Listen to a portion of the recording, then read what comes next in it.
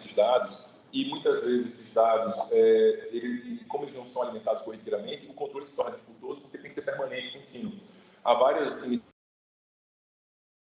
servidores, vários tribunais, com o objetivo de tentar solucionar isso. O problema é que quando se faz esse levantamento, daqui a 2, 3 meses já cai por terra todo aquele trabalho que foi realizado. Então, a aplicação dessas plataformas, elas fariam o quê? Estimulariam o controle social, para que esse próprio controle social ele pudesse utilizar um procedimento específico dos tribunais de contas, que a gente chama de denúncia, que a Constituição prevê, e por meio do qual o cidadão poderá levar ao tribunal essa controvérsia. Não adianta também a gente, nós todos, instigarmos os cidadãos todos a irem aos tribunais levarem essas demandas, porque a gente teria um fenômeno parecido com o judiciário. Várias reclamações, no sentido de que esses portais, essas leis não são cumpridas, e não teria como dar vazão a isso. Então, essa plataforma, nessa primeira etapa, ela teria, digamos, 4 fases. Uma primeira fase, ela verificaria se aquela denúncia levada pelo cidadão realmente configura uma violação à legislação, seja LRL, seja LAI. No segundo momento, isso por tecnologia, nessa primeira etapa, ela identificaria se realmente houve violação. Numa segunda etapa, tentaria, por meio da inteligência artificial e por meio até do processamento de dados de decisões anteriores e também acordos que foram feitos no tribunal, tentar chegar a uma solução consensual por meio da máquina. O que seria isso? A própria plataforma ela faria essa interligação do gestor público, que não estaria cumprindo com o seu dever de transparência, o cidadão que levou essa demanda, e essa proposta seria no sentido de utilizar a consensualidade. Algo que o Dr. Marcílio também aprofunda bastante na sua obra, para criar essa adequação. Nessa segunda etapa, havendo esse acordo, nós já encerraríamos esse processo, sem que o tribunal tivesse que atuar efetivamente. Numa terceira etapa, caso não houvesse, digamos, esse acordo intermediado pela tecnologia, teríamos a participação de um neutro, que seria um agente do tribunal, auditor, que poderia mediar essa solução, e na etapa final, caso não houvesse essa possibilidade, aí o colegiado a gente encerrar essas 2 etapas iniciais. Há várias vantagens, celeridade, massa. O problema que nós temos, além do cultural e a ausência do órgão de regulação, é o tecnológico, que é justamente o ponto que nós estamos aqui na perspectiva. Na perspectiva tecnológica, então, o primeiro achado é que é possível utilizar a plataforma, mas a gente precisa verificar quais são os meios que nós temos para desenvolver essa tecnologia. E aí, as hipóteses que nós temos, no sentido de como viabilizar o desenvolvimento dessas plataformas, elas passam basicamente por 2 possibilidades. A primeira seria a utilização de uma legislação específica das startups, prever uma modalidade específica de licitação, em que se pode utilizar, mesmo no caso de risco tecnológico, se não se sabe exatamente o que contratar, fazer a contratação dessa empresa. E uma outra possibilidade que nós temos também seria os laboratórios da inovação, e a própria lei do governo digital, ela permite. Então, eu falaria um pouco da inovação, da necessidade que o poder público tem e da imprescindibilidade a partir da obra do Acemoglu e do Robson, uma obra muito conhecida, porque as nações fracassam, em que eles demonstram que o poder público ele tem um papel muito importante na inovação. Então, se nós pensamos em usar a tecnologia no âmbito dos tribunais de contas para solucionar essas controvérsias, nós teríamos que pensar em inovação, nos tribunais atuarem de uma maneira diferente. Isso é importante. E nessa obra a gente observa que as instituições elas têm um papel muito importante nessa busca pela inovação, nessa transformação. Então, instituições que têm essa característica de serem inclusivas, elas permitem isso. O Estado tem que permitir, fomentando infraestrutura e tudo mais. E também, cito rapidamente a Nelson Litter, que trata, na sua teoria do desenvolvimento econômico, da necessidade desse desenvolvimento ocorrer e dos ciclos que ocorrem da inovação. Então, ele basicamente menciona que ao longo da história nós tínhamos ciclos consecutivos de desenvolvimento e cada ciclo acaba se sobrepondo ao outro, a ideia da distribuição criativa, mudança de paradigmas, tecnologias disruptivas e assim por diante. Vou passar essa parte mais teórica para a gente entrar especificamente, para não perder muito aqui o tempo. Então, no ordenamento jurídico, o que a gente tem sobre a inovação? Nós temos a Lei 10973 de 2004, em que ela é fazer algo que traga ganhos, qualidade, eficiência. Então, simplesmente fazer de novo e não obter um resultado positivo não seria inovação.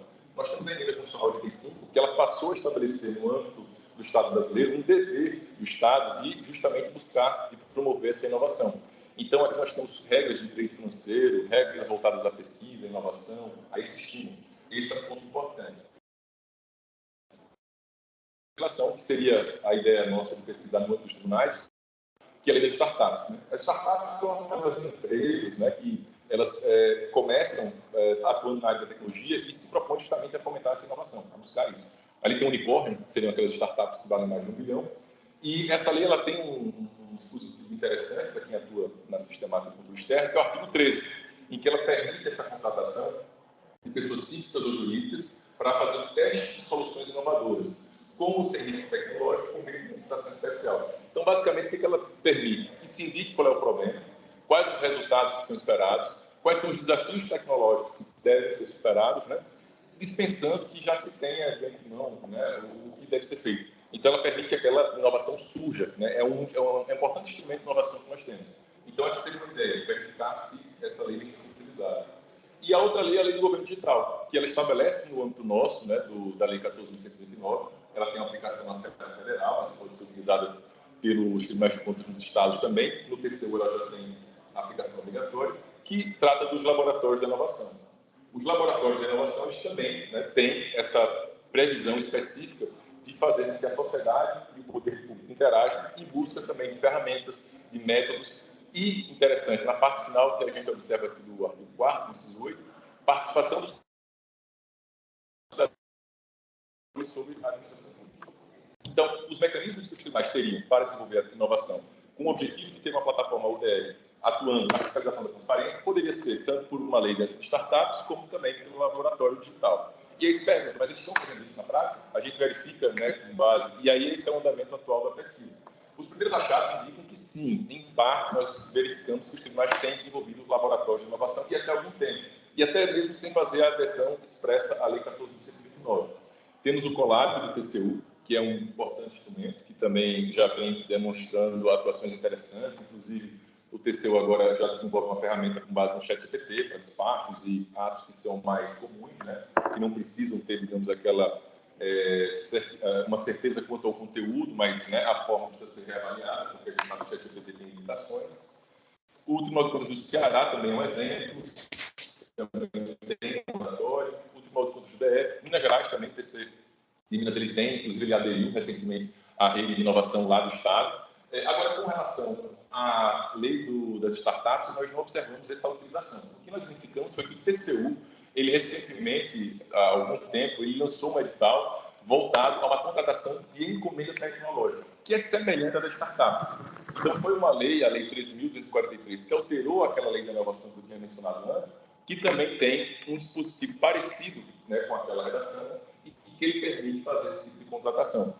Então, promoverá e incentivará pesquisa, desenvolvimento de produtos, chamados de encomenda tecnológica, e que vai permitir, portanto, que, no exemplo aqui do TCU, você contrate empresas para desenvolverem a tecnologia que você pretende utilizar, sem que você saiba exatamente qual é. Você sabe onde quer chegar, mas não sabe como chegar até lá. Então, ela faria isso. E importante, né, a questão do risco tecnológico, que o decreto que regulamenta essa lei, ele trata. Então, esse tipo de contratação, ele vai dar, de certa forma, uma tranquilidade para o gestor público, porque ele admite contratações com risco, que já são aquelas contratações que podem não dar certo. Como nós estamos numa seara que é muito nova e que se tenta, digamos assim, de uma forma criativa, resolver problemas antigos, então, ela permite que o risco tecnológico, essa possibilidade de sucesso, ocorra.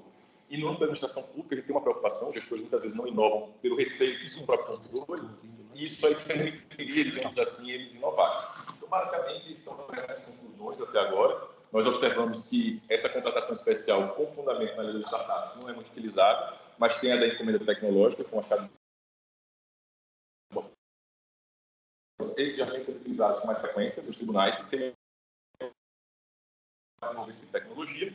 E, após a conclusão, a gente espera fazer um cenário mais bem delimitado dos tribunais de contas em relação a isso. Me perdoem a correria, mas eu não gosto de estar falando muito tempo. Mas, basicamente, seria isso. Com vontade, fico à disposição da vereadora. Obrigado.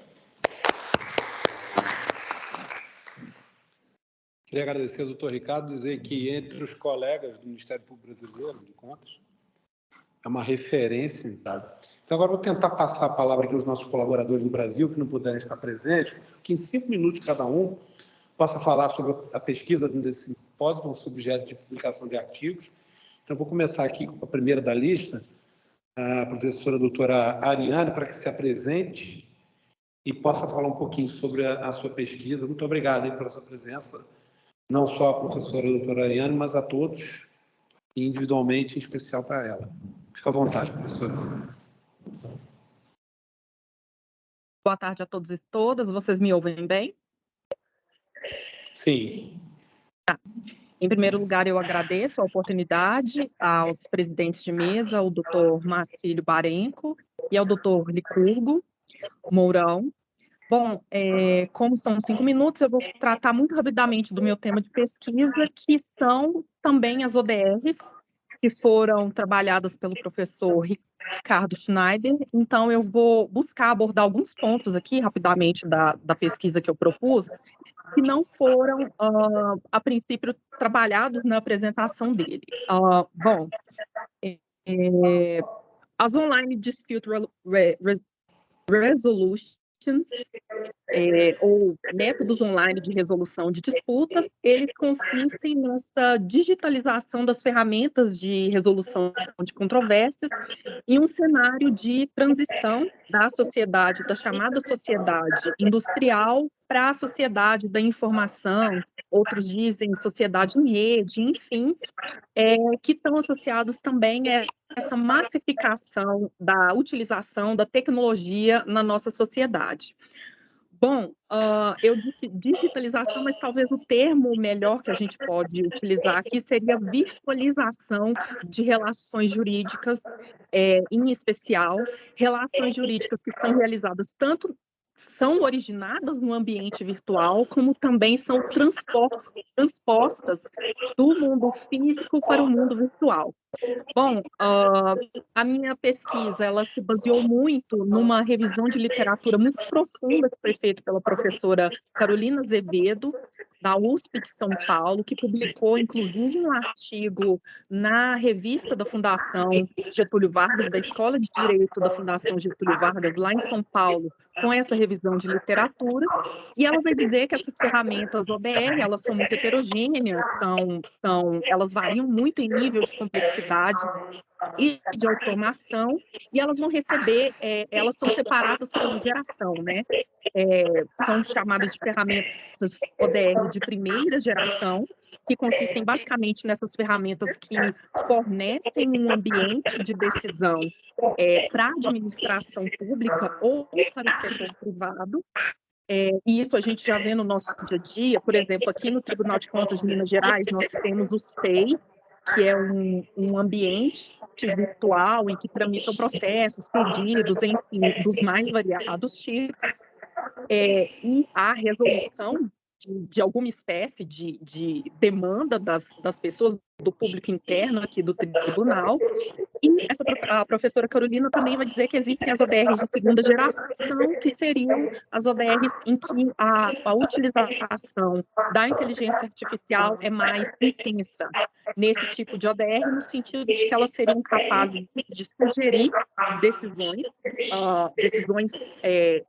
públicas, e até mesmo substituir o gestor, substituir a autoridade pública na emissão dessas decisões.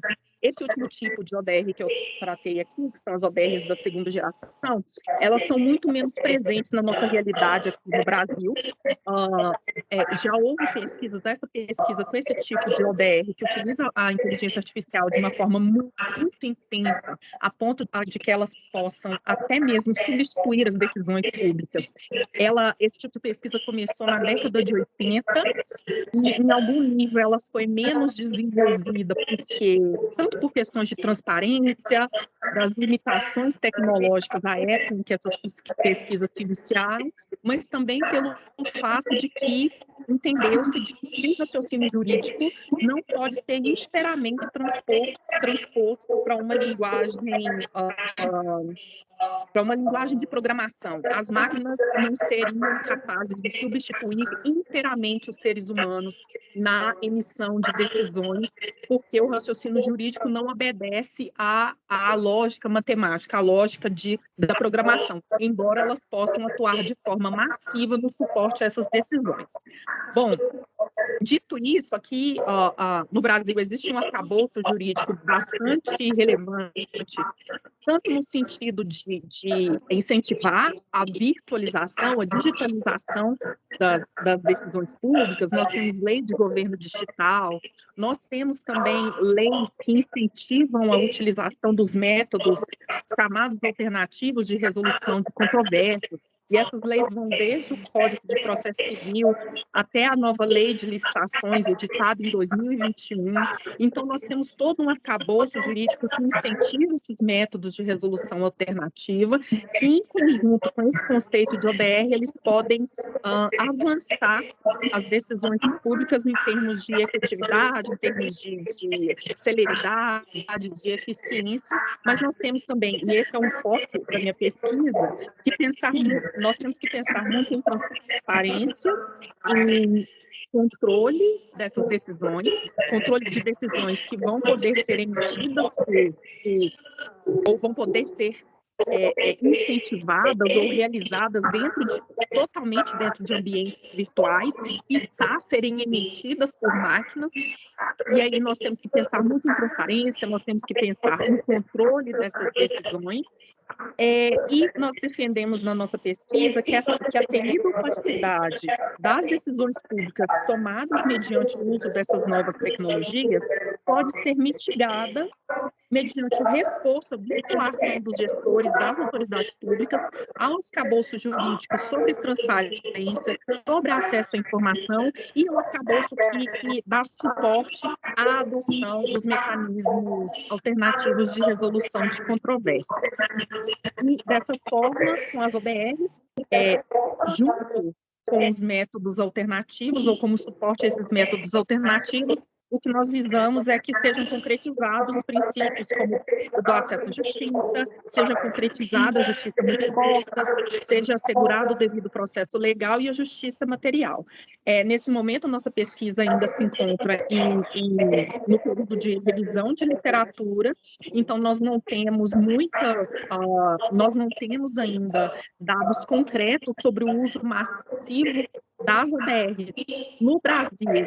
As ODRs, principalmente de segunda geração, que são essas que utilizam a inteligência artificial de forma mais intensa, mas a pesquisa tem caminhado nesse sentido, de que as ODRs, elas podem sim, já estão sendo utilizadas, podem ser utilizadas até de uma forma mais intensa do que elas vêm sendo até hoje, mas nós temos que reforçar o controle das decisões, nós temos que reforçar a vinculação à transparência e à justiça material, de forma que sejam sempre respeitados, sobretudo, os direitos das pessoas que são destinatárias ali das decisões públicas. Muito rapidamente, eram essas as minhas considerações sobre a pesquisa e fico aberta aos debates que seguirão. Muito obrigada.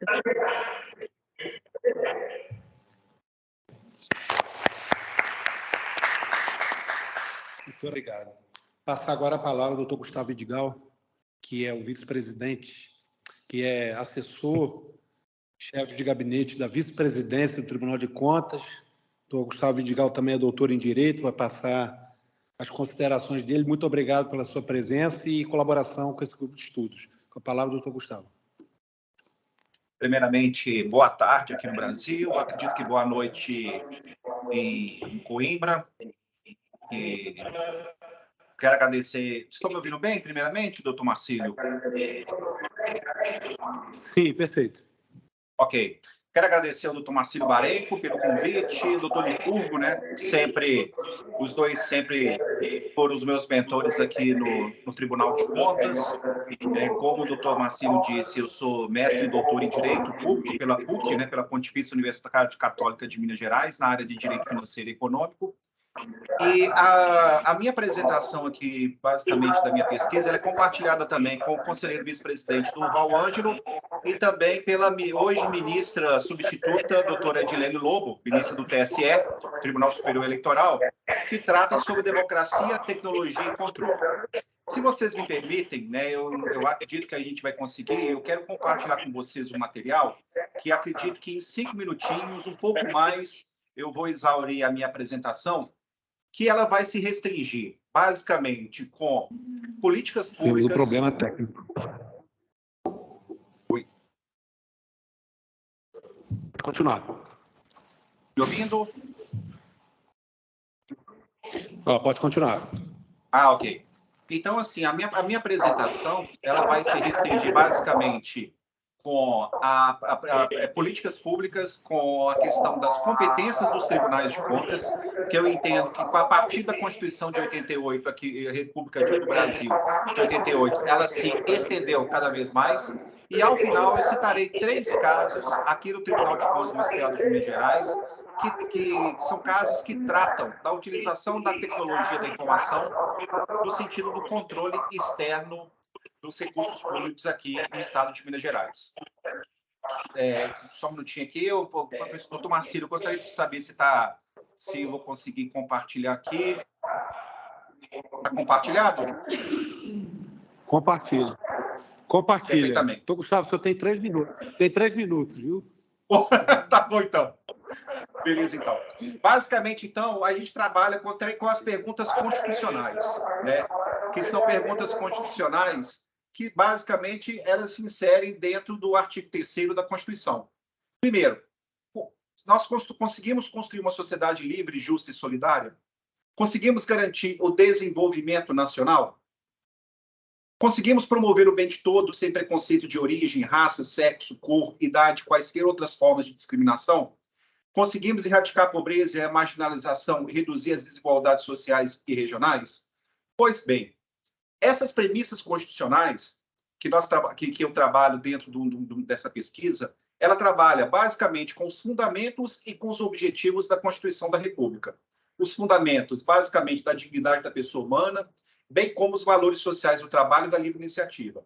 Em relação à questão dos objetivos fundamentais da República Federativa do Brasil, os objetivos fundamentais, eles foram transformados em perguntas no sentido de nortear, por meio de uma premissa constitucional, a efetivação e o controle das políticas públicas.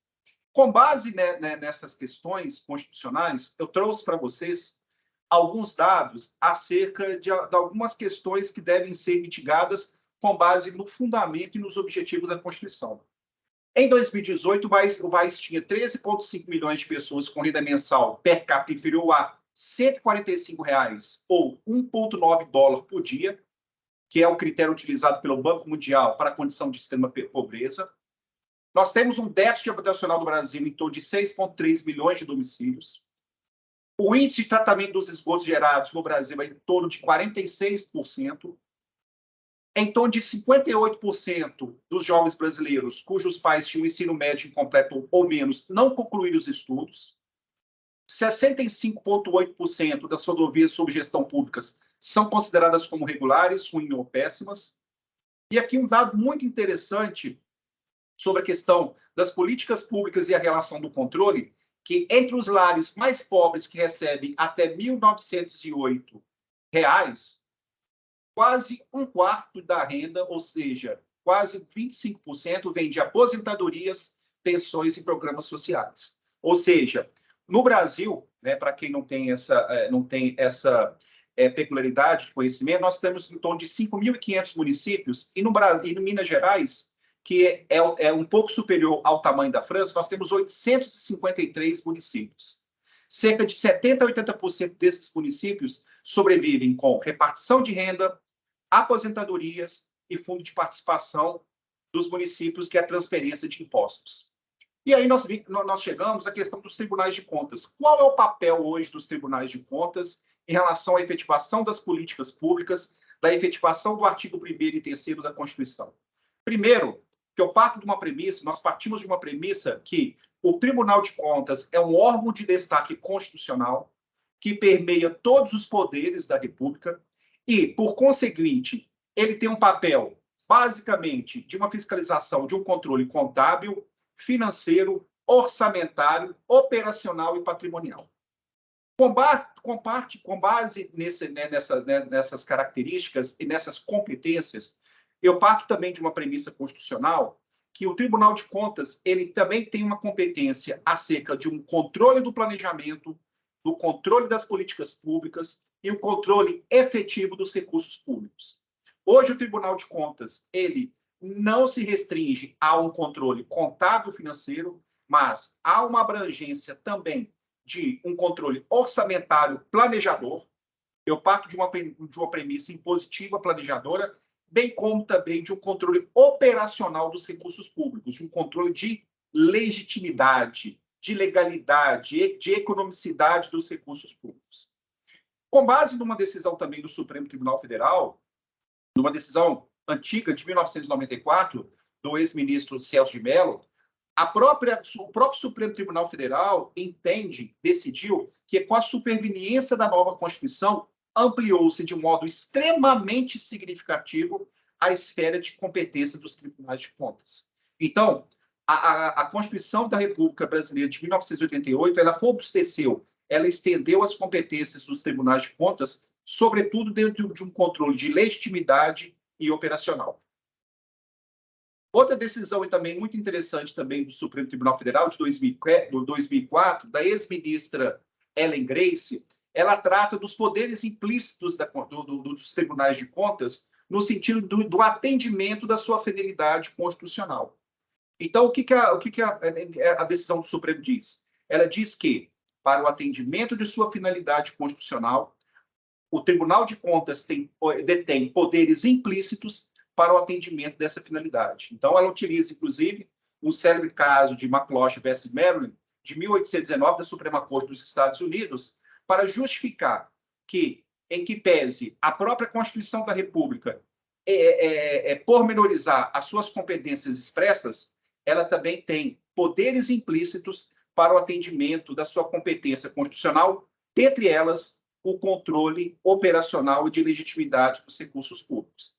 E aí, dentro dos meus parcos minutos de finalização, eu cito três sistemas hoje do Tribunal de Contas de Minas Gerais que possibilitam um controle, mesmo que seja mínimo, porque nós tratamos hoje de 853 municípios, do controle de recursos públicos. O primeiro o sistema de tecnologia da informação é o Suricato, que é a Política de Fiscalização Integrada, que é um sistema de fiscalização integrada que utiliza o controle das malhas eletrônicas de fiscalização, que possibilitarão o cruzamento de dados dos sistemas informacionais do tribunal com os sistemas de organizações parceiras, bem como o intercâmbio de outras informações úteis à fiscalização. Então, quais são hoje as organizações parceiras aqui do sistema de aplicação do Suricato? Junta Comercial de Minas Gerais, o IBGE, o SEBRAE, Fundação João Pinheiro, DETRAN, o Conselho Regional de Engenharia e Arquitetura, Receita Federal do Brasil, Notas Fiscais Eletrônicas, RAIS, Ministério Público do Estado, ou seja, é um sistema que visa fazer o cruzamento de informações por meio de malhas previamente definidas e parametrizadas, com o sentido de estabelecer minimamente uma matriz de risco em relação ao controle dos recursos públicos. Okay? Então, hoje, ele controla cerca de 133 bilhões ano das 3.352 unidades jurisdicionadas, numa extensão territorial de mais de 500 mil quilômetros quadrados. Então, é uma abrangência muito grande. O segundo sistema é o Cadastro de Agentes Públicos do Estado de Minas Gerais, que é o KPMG, que é uma ferramenta que visa estabelecer remuneração e acúmulo de cargos, de empregos e também de funções públicas dos servidores públicos, dos agentes públicos do Estado de Minas Gerais, para verificar a compatibilidade dessas funções em relação, bem como a jornada de trabalho, em relação também à remuneração. E o terceiro e último é o banco de preços, que consiste em uma ferramenta que disponibiliza dados e informações agregadas a partir de banco de dados por ele acessados acerca dos preços praticados nas aquisições realizadas pelos órgãos e entidades públicas municipais e estaduais no Estado de Minas Gerais. Ou seja, ele tenta estabelecer um banco de preços de forma regional em Minas Gerais, setorial por regiões do próprio Estado de Minas Gerais e assim estabelecer minimamente preços referentes a compras públicas, que servem não somente para o controle dos recursos públicos de licitações também pelo Tribunal de Contas, mas também uma base também pelos municípios de Minas Gerais. Esses são os 3 sistemas que eu trouxe a vocês para expressar.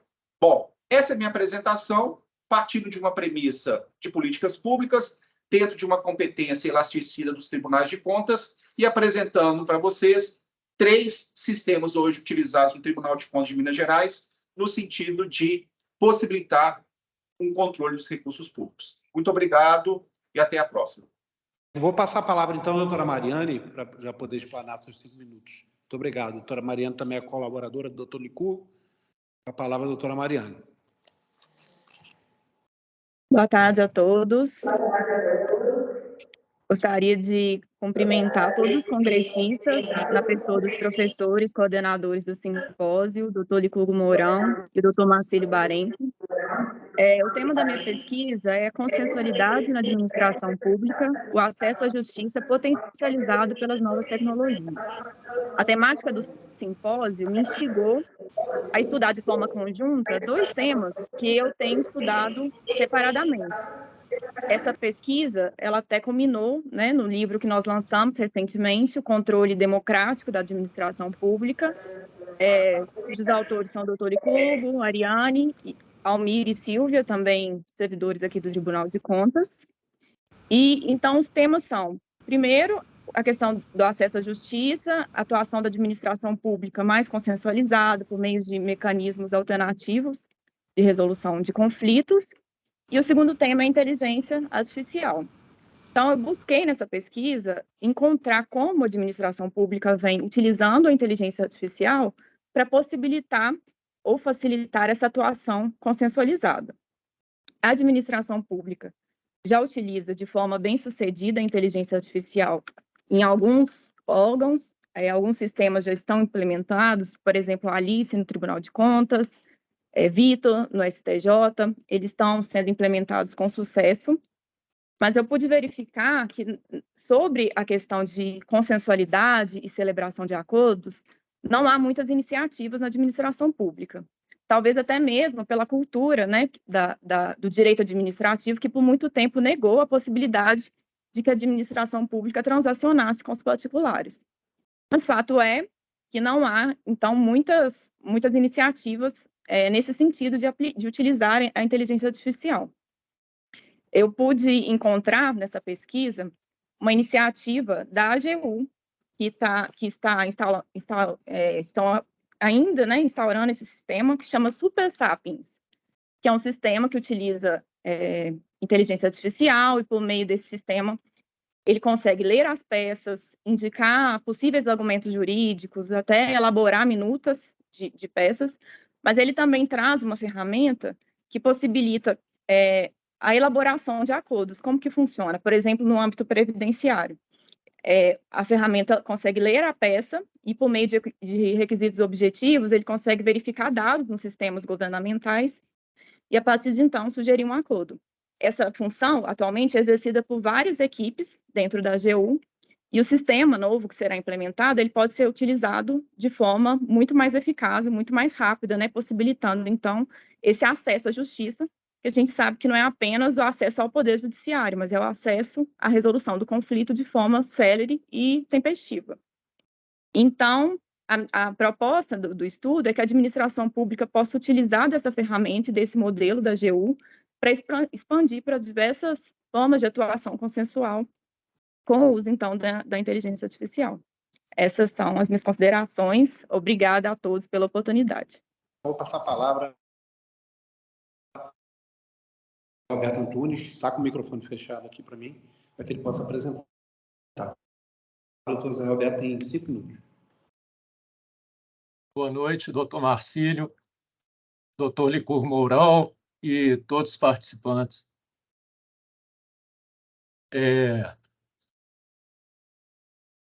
O artigo trata de um tema que me foi apresentado pelo doutor Marcílio, e que é o acordo de não persecução administrativa no sistema multiportas de acesso à justiça. E ele fala assim que o sistema multiportas de acesso à justiça é uma técnica de resolução de litígios em que se busca extrair um mecanismo mais adequado para a solução de conflito de interesses, de pretensão resistida, principalmente nas hipóteses de mediação, conciliação, arbitragem, além da própria jurisdição estatal. Aí a pesquisa que é proposta, ela tem como objeto o sistema multiportas de justiça, mas o que se busca aqui é a sua aplicação no setor público. E o destaque que o trabalho pretende trazer é o Instituto do Acordo de Não Persecução Administrativa, a ser utilizado dentro da concepção mais atual de expansão que se verifica das formas de resolução de conflitos por meio de práticas negociais. Essas práticas negociais devem ser entabuladas pelas autoridades administrativas, que são dotadas de competência institucional para tanto, e tudo isso é porque a esfera de prestação jurisdicional excessivamente litigiosa, muito formal, com base em decisões de mérito heterocompositivas, atualmente não se mostra mais como a única via para proteger os direitos sociais assegurados. Então, busca-se o aprimoramento dos métodos consensuais, preventivos, de solução de continuidade de ilicitudes na esfera administrativa aqui, visando o bom emprego dos recursos financeiros, concretização dos programas de governo, tudo isso trazendo grande vantagem econômica, de ordem pública e propulsor de direitos sociais. Então, aquelas técnicas judiciais, extrajudiciais de autocomposição que nasceram no campo do direito privado, devem tentar ser aplicadas agora no âmbito das relações jurídicas públicas, a partir da ideia trazida aí pelo Tribunal Multiportas, né? Também a gente pode analisar as diversas formas de aplicação do acordo de não persecução administrativa, e ele pode ter várias formas para ser aplicado. Por exemplo, caráter notificatório, notificação aos gestores, recomendatório, né? Recomendações, compromissório, e destaca aí até o artigo 26 da nova lei de introdução, né? Da lei de introdução às normas de direito brasileiro, o novo artigo 26, né? O compromisso de ajustamento de conduta, ajustamento de gestão, e todos eles vão ter utilidade para trazer essa maior efetividade nas políticas públicas, considerando os desafios apresentados, né, pela realidade social contemporânea.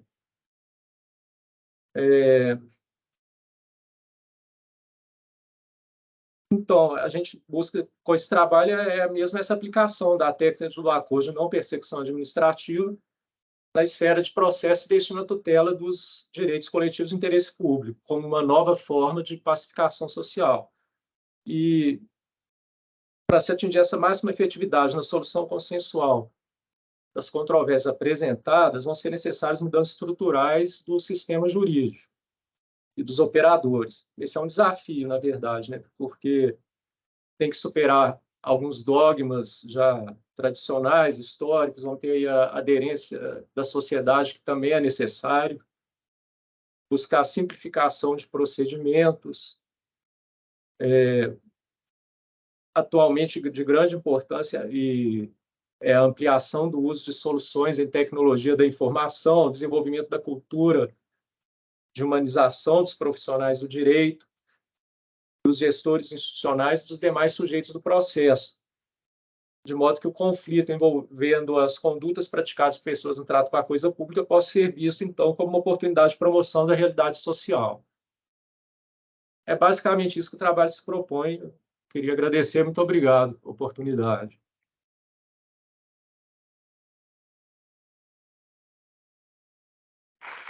Doutor Zé Roberto, muito obrigado pela intervenção. Na verdade, o doutor Zé Roberto faz parte do quadro técnico do nosso gabinete e acompanha a nossa linha de pesquisa. E, assim, é uma uma grata surpresa ouvi-lo, sobretudo porque, às vezes, eu leio os textos que produz e, por muitas vezes, eu vejo que a capacidade dele de escrever e de raciocinar vertentes, parei a minha ideia em muita coisa, tenho que reiterar, conseguir a minha linha de pesquisa acadêmica, mas para contribuir com a técnica. Bom, vou passar a palavra ao doutor Licurgo, depois, se alguém quiser fazer poder fazer o encerramento.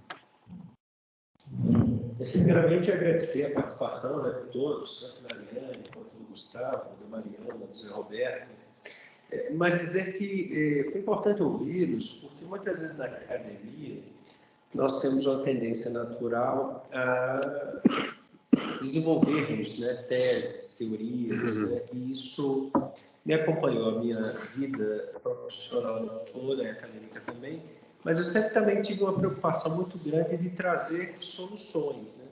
Eu acho que toda academia se dispõe a desenvolver teorias, fazer eventos, mas que não tragam soluções reais para o mundo em que vivemos, ela tende, em médio a longo prazo, a se dissociar e se tornar quase que um local hermético. Eu digo isso com base nas maiores universidades norte-americanas, da oportunidade recente. Não, deu show. Tá ativada a câmera aí? Não. Não, tá não.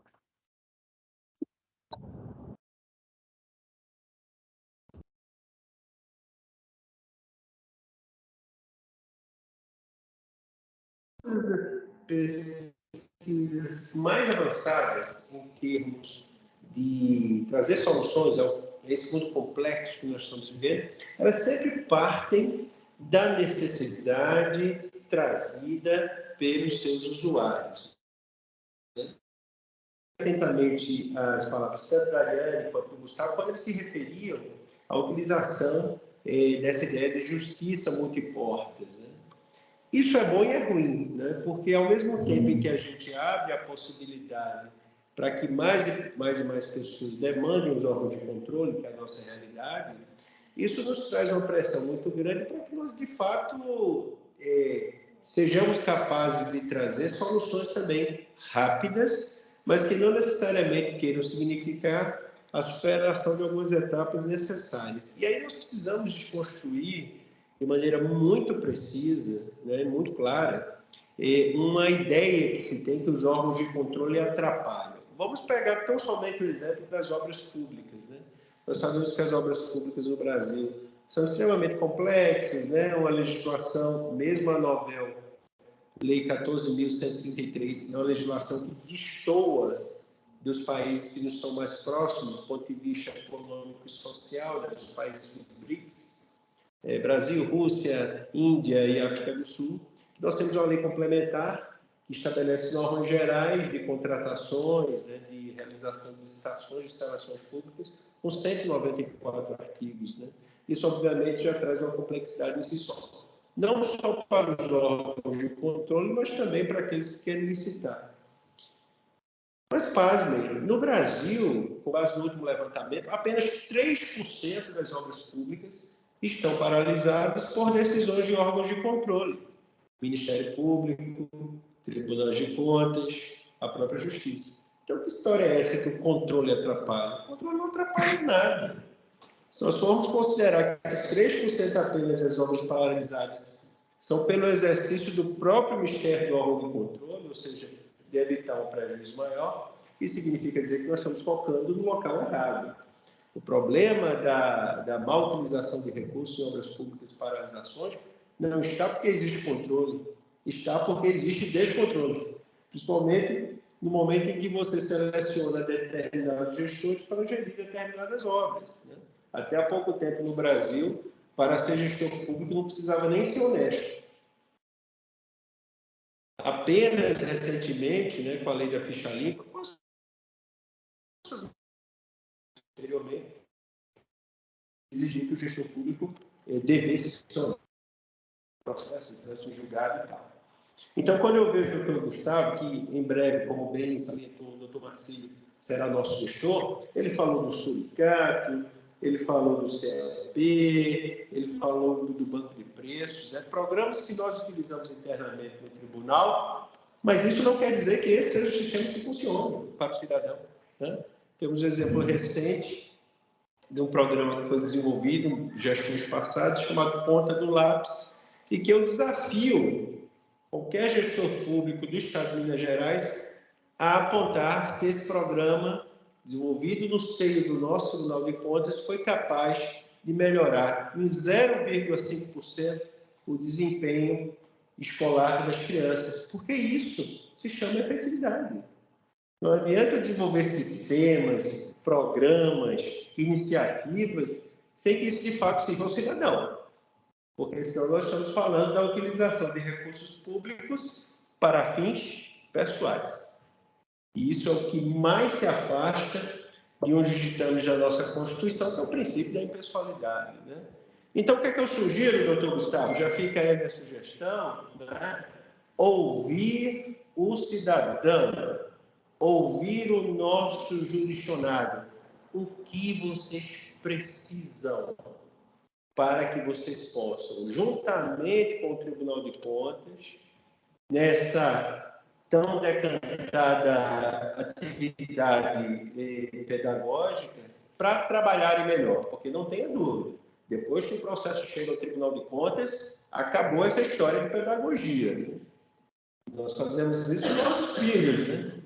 Olha, você dá a melhor escola, leva para o transporte lá privado, você dá aula de reforço, o menino chega com um boletim. Não, pai, eu estou em recuperação em 13 matérias, inclusive artes, educação física e religião. Aí você vai dizer o quê? Não, meu filho, vamos dar mais aulas de reforço para você. Não, é. Privado funciona na vida pública. Você tira o celular, você tira o Wi-Fi, você... O que é que eu estou querendo dizer? Tentando simplificar. Função pedagógica é importante, mas tem seus limites, né? A doutora Ariane falou da justiça muito forte, mas eu queria lembrar, doutora Ariane, que nós temos o nosso negócio. O negócio dentro dos órgãos de controle, em especial dos tribunais de contas, chama-se auditoria. Então, eu tenho visto, doutor Ricardo,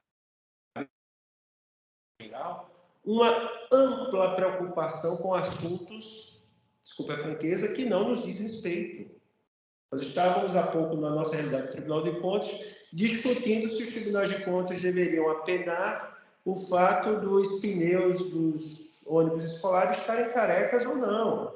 O fato da merenda escolar estar bem feita ou não seria atribuição do Tribunal de Contas apenar o gestor. Eu disse, olha, até onde eu estudei, né, nos clássicos, Eli Lopes Meireles, José Santos Carvalho Filho e tal, existem divisões de competência estabelecidas na própria Constituição, né? Ora, se eu vou agora dizer que o gestor ele é responsável, é apenado pelo Tribunal de Contas porque o pneu está careca, então fecha lá o Detran. Se eu vou entrar na escola enquanto órgão de controle e dizer que o extintor não está cheio suficientemente, extingue o bombeiro e por aí vai.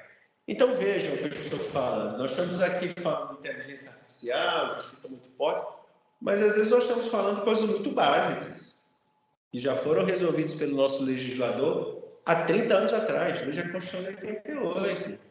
Então, modestamente, é preciso elevar o nível do debate. Nós não podemos estar admitindo pessoas no nosso corpo decisório no Tribunal de Contas que não saibam os rudimentos do que é controle, né? A doutora Mariana falou também da consensualidade, da resolução de conflitos. Eu pergunto a vocês, que conflito há? E a entre um gestor ímprobo, entre um gestor que defrauda o erário público e o órgão de controle.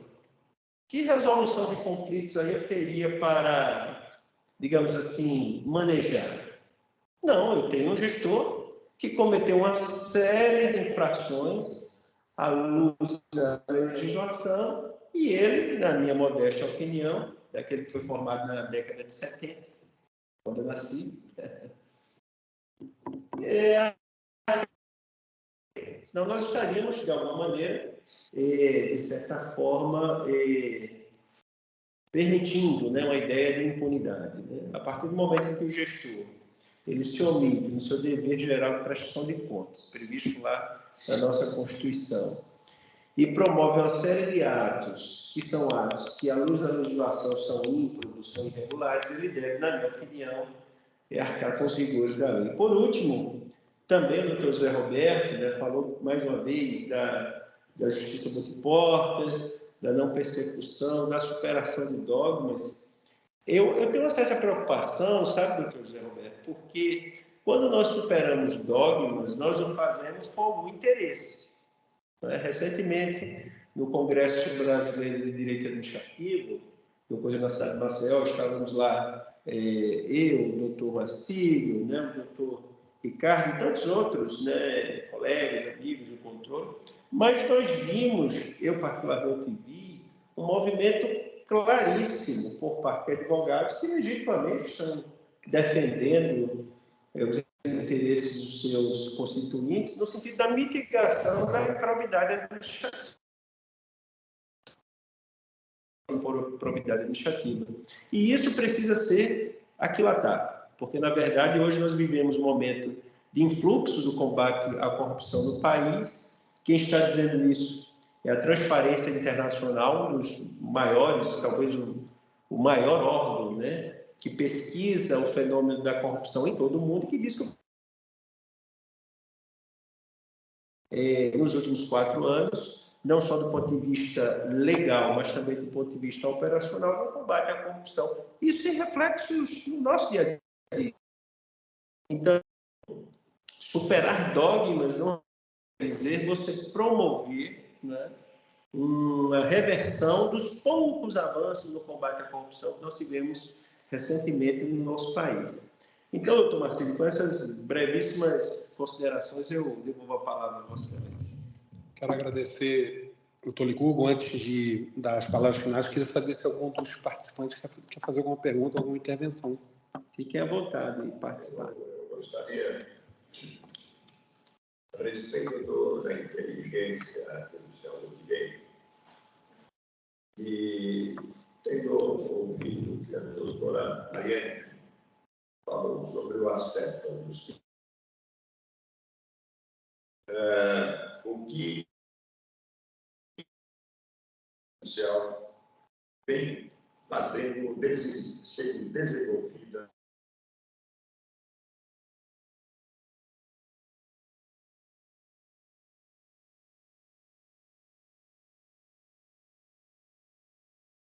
certo? Para agilizar a justiça, impedir o número crescente de processos no judiciário, agilizando o trabalho dos advogados e dos juízes em prestar justiça. E, para isso, considerando, por exemplo, o judicial, existem 2 pessoas em conflito. Um resiste, o outro também resiste, mas aquele que tem a pretensão, que é a ideia de razão, ele resolve entrar em juízo. Então, ele vai fazer uma petição inicial, vai descrever o nome das partes, vai apresentar os fatos e fundamentos jurídicos, vai se ater aos pressupostos processuais e condições da ação, né? E também nessa descrição de fatos e do fundamento jurídico, ele vai precisar de jurisprudência, por exemplo. A inteligência artificial está considerando, eu pergunto aos senhores e aos palestrantes, está considerando a agilidade para que a jurisprudência seja, através do sistema, considerada fácil para o advogado. Ou seja, ele vai ter a petição inicial, mas ele não faz toda a petição inicial, como a gente faz normalmente. Ele busca, nesse sistema, informações de jurisprudência que já caem para ele prontas. E ele inclui. A inteligência artificial não sabe que ele precisa também escolher. Né? Então, a jurisprudência, fatos semelhantes que possam ajudar a decisão dele, no sentido de ele ganhar a ação e ter a responsabilidade civil da parte contrária assumida. Depois ele vai entrar, o outro, com uma apelação. Nessa apelação, ele descreve algumas coisas, mas o sistema, que é esse sistema que eu gostaria de saber como que ele vai funcionar, como que eu vou ter no meu escritório esse equipamento, eu não sei se é um equipamento, que me traz tudo isso imediatamente. Um contrato que eu vou fazer, um contrato de locação. O sistema já me dá um contrato de locação, dando eu só um elemento. Ele me dá várias cláusulas. Eu tiro algumas que não me interessam, ponho outras, acerto outras, e com isso, em 10 minutos, eu tenho um contrato. Né? Coisas assim, trabalhos assim, que agilizam o trabalho dos advogados e do juiz também da mesma forma, porque ele vai decidir e ele precisa de elementos que tragam para ele a sentença pronta. Ele não verifica, ele joga aqueles dois, a inicial e a contestação, e a réplica no sistema, e a apelação que já vem pronto, aliás, as duas três peças são jogadas no sistema e o juiz já recebe a sentença. Por aquilo tudo que foi dito, essas três peças, inicial, contestação e réplica, ou pré, o juiz já recebe a sentença. Mas aí ele conserva, ele acrescenta, ele modifica, ele vai na jurisprudência. Né? Da mesma forma faz o desembargador. Então, é isso que a inteligência artificial no direito está buscando. Como é que nós vamos, advogados, o mais rápido possível, termos, como já tem os bancos, né, esses elementos para conter todas essas coisas. Isso eu queria... Sim, algumas... na verdade, a sua pergunta é de $1 milhão, né? É aquela... Como nós vamos aqui... Mas eu queria... Quatro questões que eu queria trazer para o senhor. Primeiro, dizer que a inteligência artificial na China já substitui os juízes. A parte vai lá, descreve o problema, ela usa o sistema de precedentes e já sentencia. Então, as causas repetitivas não têm mais juízo de primeiro grau. Então, isso é um ponto, né?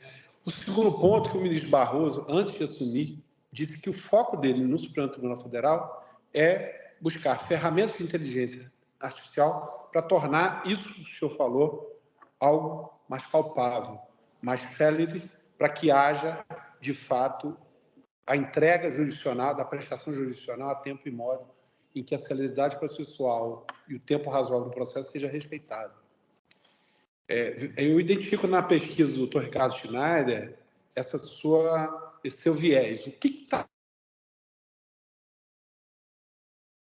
através de meios alternativos para que se busque uma solução mais rápida e não se perca tanta energia com algo que, por exemplo, já foi decidido de uma maneira e aquele primeiro atendimento do escritório não é capaz de já identificar qual a solução futura. Mas a outra situação que eu quero trazer para o senhor é que os grandes escritórios do Brasil já têm isso. Você leva o problema, eles já lançam o problema e já buscam, dentro de um contrato de êxito, qual a probabilidade na Câmara ou no Tribunal de se verificar qual é a solução que vai ser dada nos tribunais superiores nesses casos. Então, assim, Quem tem poder econômico tem acesso a isso. Poder econômico ainda não tem. Então, acho que... E é através de softwares, quer dizer, programas de computação disponíveis a quem tem poder econômico de aquisição para que chegue à solução. O que a gente busca através da solução alternativa,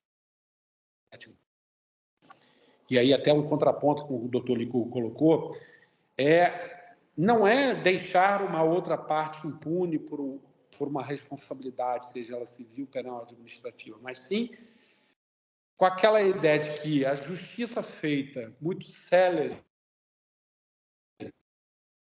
ela não é justiça, ela pode trazer defeitos graves. E uma justiça extemporânea, que demora muito tempo, ela também não é justiça. Então, a gente tem que encontrar um meio termo artificial e a razoável duração de um processo para que todos esses encaminhamentos ocorram, né? Vou dar um simples fato, Júlia, aqui, para você que é interessada na matéria. Durante muitos anos, eu trabalhei numa política pública específica do Estado, né? Na política criminal.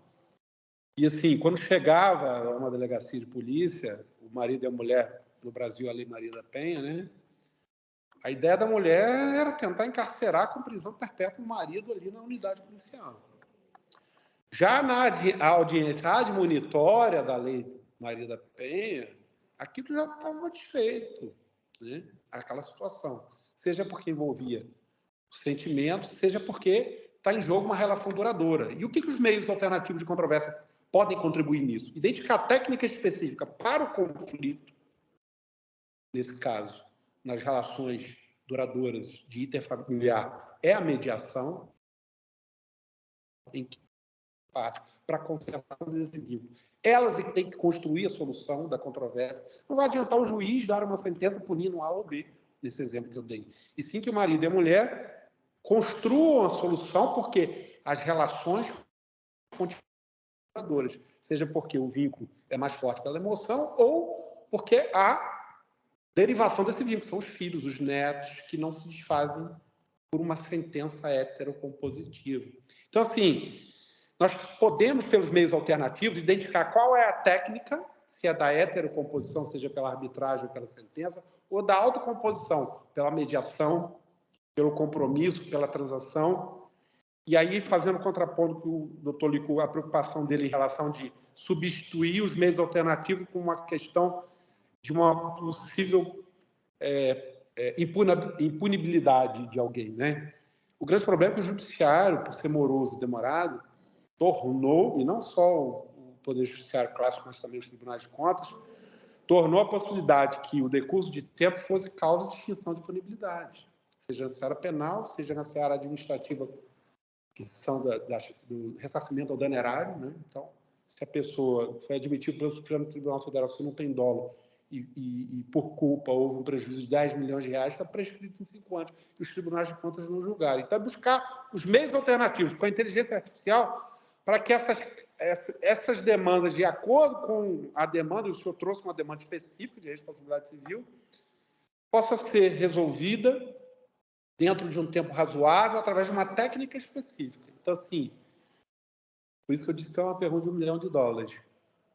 A gente tem pressa em resolver, mas nem sempre a pressa ela é a solução correta para a demanda de cada caso em concreto. Eu espero que o Supremo, dentro dessa visão de programa de governo do atual presidente ministro Barroso, traga um alento para a gente, inclusive para que a gente possa identificar isso que o senhor falou. Eu não vou entrar com uma ação em que ela já precedentes de ação e uma outra parte, por um desequilíbrio econômico-financeiro, já tem probabilidade de verificar que os precedentes são mais favoráveis a ele na defesa daquela causa ou não. Então, a sua preocupação é extremamente válida e o nosso debate é nesse sentido.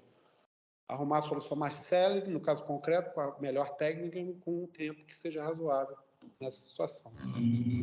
Apenas para complementar, doutor Marcílio, a provocação, vamos dizer assim, do doutor Nelson, né? Realmente sua pergunta é de $1 milhão, mas a gente precisa entender a inteligência artificial como ferramenta, né? O que o doutor Marcílio fez ao expor essa possibilidade de fazer uma pesquisa de precedentes para você enquanto profissional do direito, já, de certa forma, predizer qual vai ser a atuação da justiça, isso com a utilização da inteligência artificial, isso torna sem precedentes a rapidez com que essa informação vem ao seu conhecimento. Vou lhe dar um exemplo. Alguns anos atrás, ainda nos primórdios da utilização da inteligência artificial, e quando eu falo primórdios, eu falo 5 anos atrás, né, foi feito muita gente utilizou a inteligência artificial, eu não vou me recordar nesse momento o nome dela, mas depois a gente pode manter contato, foram colocados para serem analisados por 20 advogados especializados na matéria. Qual era a tarefa? A tarefa era identificar em cada um desses 50 contratos as principais falhas de irregularidade de toda a ordem, seja do ponto de vista da argumentação, que os 20 advogados especializados tiveram um nível de acerto de 85% e levaram 47 horas para se desincumbir dessa tarefa. A inteligência artificial teve uma média de acerto de 96%. Aí você pode pensar, mas não foi tão grande a diferença. Não. Só que a inteligência artificial trouxe essa resposta em 8 segundos. Então, o senhor fica imaginando 20 advogados especializados trabalhando 7 horas, e o senhor tem uma resposta utilizando o seu aplicativo, a depender do comando que você insira na inteligência artificial, ele trazer essa resposta. Vou lhe dizer um exemplo prático, né? A doutora Mariana se referiu há pouco a um livro que nós acabamos de escrever, lançamos lá no Congresso Brasileiro de Direito Administrativo, Controle Democrático da Administração Pública. Isso é horroroso, porque atualizar é pior do que escrever pela primeira vez. Porque primeiro você não tem compromisso. Na segunda, você tem que fazer uma crítica daquilo que você mesmo escreveu. E aí, o que é que eu fiz? Eu precisava de informação. Eu poderia pedir aos assessores a um chat GPT. Eu disse, eu vou testar. Detalhe, o chat GPT já está desatualizado, né? Hoje, foi lançado há pouco mais de 6 meses, hoje já está desatualizado. Nós temos inteligências artificiais muito mais efetivas, mais precisas, que emulam de maneira mais, digamos assim, precisa a redação humana do que o próprio chat GPT. E eu perguntei lá, chat GPT, quais foram as leis editadas a partir do ano de 2020, que foi a pandemia, que tratam de matéria financeira, que era o que eu ia escrever. Ele levou 6 segundos e me trouxe toda a legislação. É claro que ele não escreveu sobre cada uma delas, mas ele me trouxe a informação que eu fosse pedir para um ser humano, levaria horas, talvez dias. A lei número X, tá bom, tem essa, então vamos escrever sobre ela. A lei outra, vamos escrever sobre ela. Ou seja, é uma ferramenta que, obviamente, como bem lembrou o Dr. Marcílio, hoje é utilizada por vários órgãos do poder público, mas também por escritórios de advocacia, para predizer qual vai ser o comportamento daquele juiz, daquela turma, até para poder você ter uma ideia de viabilidade econômica. Olha, essa ação aqui eu não vou pegar, porque o senhor está querendo algo que não vai me dar retorno, né? Então, já se dizia há muito tempo, né, que a informação é poder. E alguns anos atrás, né, o Aldous Huxley, ele escreveu um livro chamado Admirável Mundo Novo, né? Chegamos nele, estamos no Admirável Mundo Novo. Enquanto essas ferramentas, elas existem, também a gente faz assinatura, desculpa, não, tudo bem. A gente faz assinatura e recebe umas jurisprudência, de acordo. E você põe uma palavra-chave e ela te traz tudo aqui. Mas você precisa ler, assim, para se adaptar ao seu caso. Né? Eu sou do tempo, desde estagiário, que eu tinha que pegar o Lex e a revista dos tribunais e ficar procurando no índice. Eu também. E ler hoje ainda, a gente precisa fazer, apesar dessa facilidade de palavra-chave, de dar alguma coisa. Você precisa saber, porque não pode ficar chutando qualquer agora para fundamentar a sua pretensão. Né? Agora, como fazer isso chegar logo no escritório? Quem tem poder econômico já tem. Assim, só para concluir, nas minhas pesquisas de técnica de negociação, assim, para utilizar dessa técnica de negociação, você tem que entrar numa mesa de negociação sabendo o que o americano chama de masa e mada. O que é? Se eu estou negociando com o senhor, por exemplo, a reparação de um dano ou a sua responsabilização por uma infração e o coloco na mesa de negociação, eu já sei o mínimo, aquilo que o senhor pode ser condenado ao mínimo, nessa ideia de tecnologia da informação, e o máximo que o senhor pode ter. Eu, como negociador, já tenho isso. E o senhor, como advogado negociador, já tem que ter.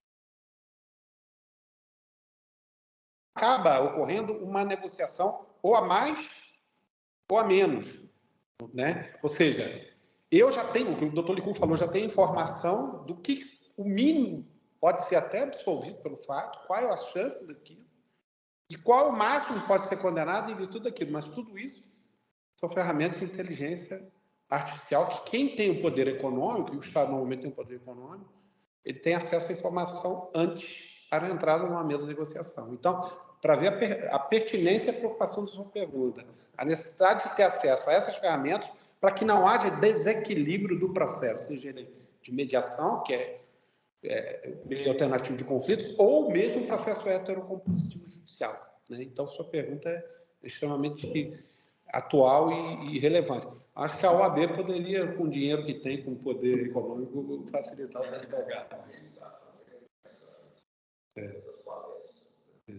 Mas está só tendo aquela introdução, que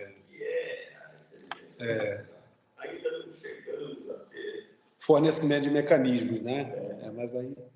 Mais alguém? Deixa eu só fazer uma complementação, Tomás. O Ricardo Schneider falou que realmente a ideia do Online Dispute Resolution, né, é muito interessante, porque, de fato, você proporciona um acesso à justiça muito mais rápido, né, muito mais fácil, com custo muito pequeno, às vezes para questões mais simples e às vezes complexas, né? Que é você, pelo que eu entendi, trazer, né, a demanda a uma plataforma, né? Essa plataforma vai utilizar os precedentes que já existem e vai trazer a resolução para aquela disputa. Isso aí é fantástico, é fenomenal. Mas, de certa forma, justificando a necessidade sempre de nós termos o elemento humano, digamos assim, na vanguarda, ou liderando, de certa maneira, essa revolução que nós estamos vivenciando, eu quero trazer o exemplo, doutor Gustavo, se nos ouve, da prática dentro dos tribunais de contas. Né? Hoje nós utilizamos várias inteligências artificiais para identificar irregularidades em editais de licitações. Né? Isso é extremamente comum. Talvez a mais conhecida seja a ALICE. Né? A ALICE é um acrônimo, né, que diz respeito a uma inteligência artificial que é utilizada para que eu possa identificar irregularidades em editais de licitações, tá, que a doutora Conceição é especialista na matéria, que em breve vai trazer suas contribuições. Mas veja o que acontece. A inteligência artificial identifica uma série de irregularidades naquele edital. Aquele edital, obviamente, por ter essas irregularidades, pode estar trazendo preferência por uma determinada marca, que é vedada pela legislação, direcionamento, né, da licitação para algum competidor. Em 99% dos casos, os tribunais de contas são utilizados por maus gestores, porque qual é a atuação esperada? Paralisa a licitação. E quando nós paralisamos a licitação, nós estamos impedindo que aquela política pública, que seria executada através daquele procedimento licitatório, a compra de medicamentos. Se eu paraliso a licitação de compra de medicamentos, quem vai ser prejudicado ao final? Aquela pessoa que está lá no posto de saúde esperando seu medicamento. A doença não espera. Mas o Tribunal de Contas, em regra, tem esse viés de irregularidade paralisa. Aí entra o elemento humano. Porque quando a gente não conhece quais são as competências previstas no Tribunal de Contas, ele vai se lembrar do 71.9. Pode, tem esse poder reconhecido, inclusive, pelo Supremo Federal, de determinar o gestor público que tome medidas no sentido de corrigir, independentemente da paralisação. Senhor gestor, o senhor tem 30 dias, não precisa paralisar a sua estação, pode ir fazer o que quiser. Mas o senhor tem 30 dias para corrigir tais pontos. A máquina não é capaz de fazer isso.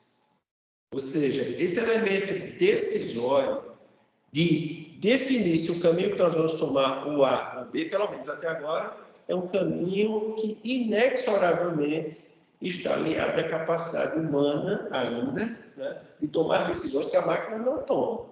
A máquina ela é programada, né, ela tem os seus algoritmos que simplesmente pegam no grande banco de dados tudo aquilo que já foi decidido, dito, feito em relação a que diz, olha, a melhor decisão, ou eu posso dizer que você deve agir dessa maneira, mas o elemento do ser humano, até agora, ele não é superado. Então, apenas reportando, é importante que nós alinhemos, né? Não só o conhecimento que é trazido pela máquina, que demandaria muito esforço, recurso, mas também o elemento ser humano, até agora, ainda é fundamental. Mais alguém gostaria de fazer intervenção? Conceição. 2 pontos super rápidos, está todo mundo querendo jantar. Sobre a questão dos habitats de estação, a gente tem uma experiência muito boa lá no CGU. Geralmente a gente intervém no processo antes mesmo nem do pregão começar, né? Basta editar o certificado, então a gente já faz alguns ajustes. Geralmente o gestor publica, segue as nossas orientações. Com a inteligência artificial identificando. Sim, geralmente o que pesa muito para ela é a materialidade, é o valor do contrato, sim, algumas coisas mais complexas, algumas restrições que ela não consegue fazer referência em relações anteriores. Mas assim, está tudo bem para a gente, está tudo ok. Eu peguei uma agora do DNI, está tudo certo, mas era quase 500 milhões, então era um valor muito pesado, e aí caiu na nossa trilha, mas está tudo bem. Mas assim, também tem um outro lado, né? Na Hemobras, que a gente fez um pequeno ajuste no objeto, estava dando restrição, foi a economia de 1,2 milhões. Um pequeno ajuste, então não teve que acionar o judiciário, não teve que proibir de contas fazer, entendeu? Entendi. Então, a economia, se a gente for pensar em escala, ela foi muito mais, né? Ele teve que gastar o seu tempo, de toda a equipe que vocês têm. Meio alternativo de resolução de conflito. Total. Através de controle.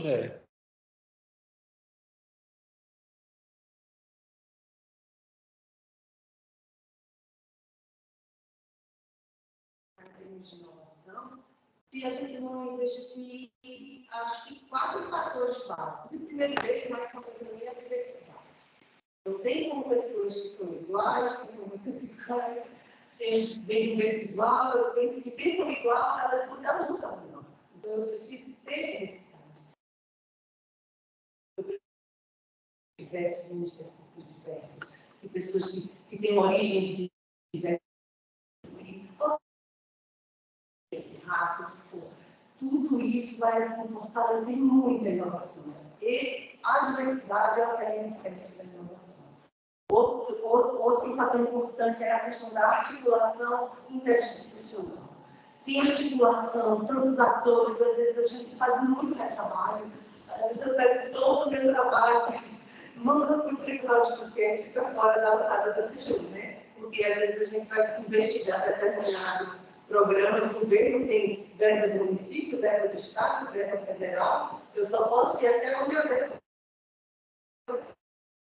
Aí o que não é estadual, eu mando lá para o impedimento para vocês verem. Né? E aí isso vai gerando muito retrabalho, e quando a gente trabalha de uma forma articulada, compartilhando informações, de banco Em de dados. rede. Isso. Trabalho em rede. Sem ele também não tem como inovar. Outra questão é aprendizado, investimento pesado. Você aprender as novas ferramentas, o que é que tem de novo, é o Power BI, sabe? Se você não investir pesado para que o corpo técnico esteja preparado para usar essas ferramentas, você também não vai. Não tem. E o quarto livro que eu acho que é mais preocupante assim, para a minha cabeça é, assim, como é que eu posso dizer? É a curiosidade, é permitir que o auditor seja curioso. Permitir ele ser questionado. As instituições públicas no Brasil não se permitem. Qual a primeira coisa quando a gente vai fazer uma coisa nova no ambiente de trabalho? Não, isso aqui nunca foi feito assim, não. Né? É a primeira coisa que a gente ouve. Mexe com isso, não. Isso aqui, gente, aqui muita gente fez isso. Né? Então, a gente não se permite nem ser questionado do modo como a gente vem operando. Então, a gente tem que estar aberto para ser questionado, porque o doutor Marcelo fez isso, porque não fez, porque o gabinete dele tem 10. Será que se só tivesse 5 pessoas, seria funcionar melhor? Não. Precisaria ter 20, porque eu tenho 800 e tantos municípios para ter. Esse questionamento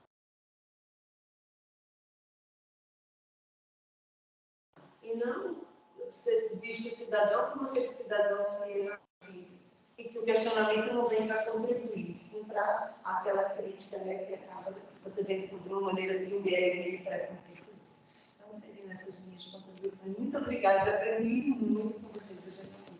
Gostei muito da apresentação do Ricardo, das considerações das meninas. Nossa, eu fiquei feliz com as férias e foi muito divertido aprender. A gente quer conversa e dizer quanto que é importante essa sua reflexão, que essa acessibilidade à máquina e à inteligência artificial não é capaz de filtrar, né? Júlia?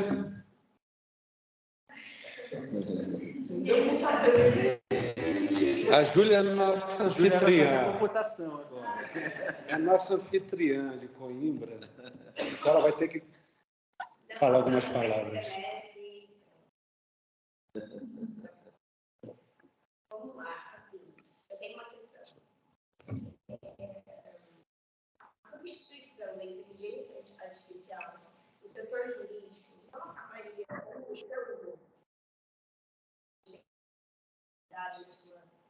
sua porque o direito é uma eterna constituição, né, com as sociedades, ao longo do tempo. E fiscalizar o direito e as decisões, por exemplo, tem um problema e aí você coloca a inteligência artificial para pegar os precedentes. E isso não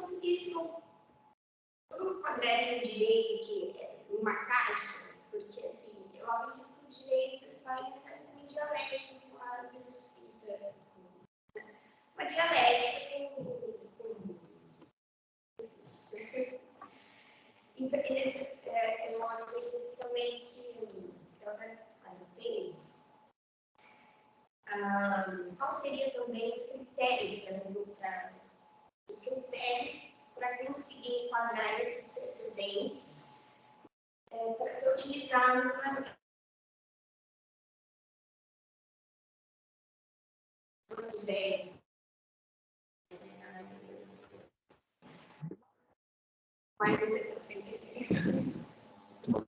Sim. Essa é a sua preocupação, a ideia do direito sendo como cartesiano, como algo exato, que não cabe enquanto ciência social aplicada, porque a sociedade ela é mutável e o direito, em tese, né, deve acompanhar. A sua preocupação é totalmente pertinente, porque a partir do momento que você cria parâmetros de inteligência artificial para enquadramento de fatos àquela circunstância, e como sendo um precedente perene, né, a gente volta ao Elie Lopes Meirelles, de integralidade da lei. Não permite em nenhum momento que haja... É um grande problema que o Brasil passa hoje, né? A mistura do civil law com o common law. Né? Ao mesmo tempo que o nosso direito, em essência, lá atrás é romano-germânico, né?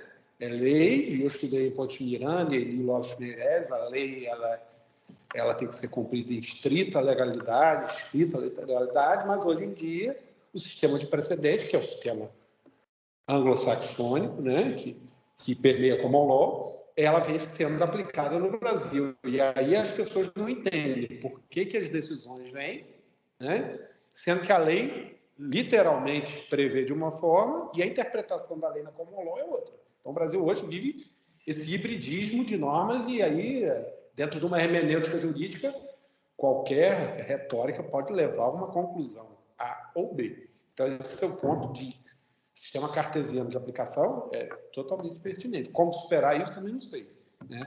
Agora, essa onda é uma onda que vem para ficar. Depois, os defeitos e os problemas vão ter que ser expurgados com novas soluções. Então, assim, as suas...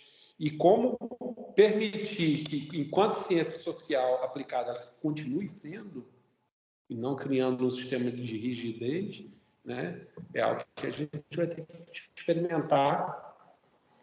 Há quem diga que a gente vive a pós-contemporaneidade, né? Ou como Bauman fala, modernidade líquida. A gente quer a resposta tudo rápido, as pessoas querem a nossa resposta rápida. Nem sempre há uma densidade naquilo que a solução que é posta. Então, assim, são perguntas difíceis.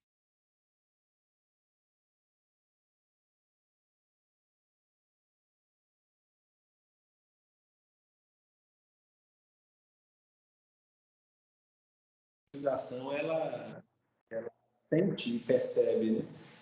Porque, como a Marcelo falou, você tem uma mesma causa, os mesmos precedentes, as condições muito semelhantes, e a depender de em que estado da federação, no caso do Brasil, ou a depender de cada Câmara, né, a depender de ser um tribunal de julgamento, o que vai acontecer? Decisões absolutamente díspares, né? Inclusive em casos de grande, enorme repercussão, até mesmo em termos de julgamentos, digamos assim, políticos no âmbito do Senado da República, por ocasião do último impeachment. Estão dizendo literalmente uma coisa, perda do cargo e direitos políticos, na hora a interpretação foi dizer, não, esse I não quer dizer perda de direitos políticos. Apenas uma lembrança desse caso. O objetivo, então, da inteligência artificial, como quase toda ela, é tentar predizer como que o órgão judicante, no caso, voltando à questão que o Nelson falou, ele vai agir. Mas isso não quer dizer, obviamente, que isso seja, de certa forma, estanque. Por quê? Porque cada julgador, ainda no nosso sistema, que não é ainda totalmente como o né, ele tem a prerrogativa, ele tem o dever até e a autorização legal para fundamentadamente dar a sua decisão. Então, significa seguir os precedentes, exceto nos casos das formas vinculantes, que é uma previsão lá da nossa Constituição, né? Agora, é importante notar que a né, por ser algo muito novo, ela também está passiva de críticas, obviamente, também de atualizações. Então, se a inteligência artificial, nessa utilização que o Nelson se referiu, e você também, ela é capaz de trazer de forma muito rápida como é que os tribunais estão decidindo, qual vai ser a provável decisão em relação àquele caso. Isso não quer dizer que novas legislações possam vir a ser editadas e novas decisões com base nessa nova legislação que vai retroalimentar o sistema de inteligência artificial para dizer, olha, há um ano atrás as posições eram essas, mas em função da nova legislação e das novas decisões, agora a posição tende a ser essa. O que nós temos, na verdade, é uma grande ferramenta de pesquisa. Aquilo que eu poderia obter uma resposta, utilizando muitos recursos humanos e materiais, no caso da pesquisa que foi feita, do teste, em 47 horas, eu tenho 8 segundos, né? Hoje, se você quiser, para quem gosta, ser blogueiro, colocar coisas lá no TikTok, no Instagram, você chega para o ChatGPT e diz, olha, eu gostaria de uma publicação sobre o Dia da Pátria, em que você cite fulaninho, ABC, e diga que isso é muito legal. O ChatGPT faz isso em 3 segundos. Né? O que demandaria de você uma série de esforços. Né? Mas é isso. Acho que agora só falta a Fabíola e a Carla, então vou escapar. Unifor e Viçosa. Obrigada, senhores. Quero dizer só que eu estou saindo daqui extremamente agradecida pelos presentes que pude adquirir. Uma verdadeira aula, a contribuição dos colegas também. Levar uma lembrança muito satisfatória dessas pequenas 2 horas que passaram sem estar de dentro. Verdade. Muito obrigada, senhor. Agradeço. Obrigado. Viçosa. Bom, só ficou faltando eu. Tudo bem. Apesar da timidez, vou falar um pouquinho. Eu também gostei muito da participação, são temas extremamente novos e que a gente passa a ter noção sobre uma outra perspectiva, né? Diferente do que a gente está acostumado no cotidiano. Então, eu digo também que nessas 2 horas eu aprendi bastante e estou levando várias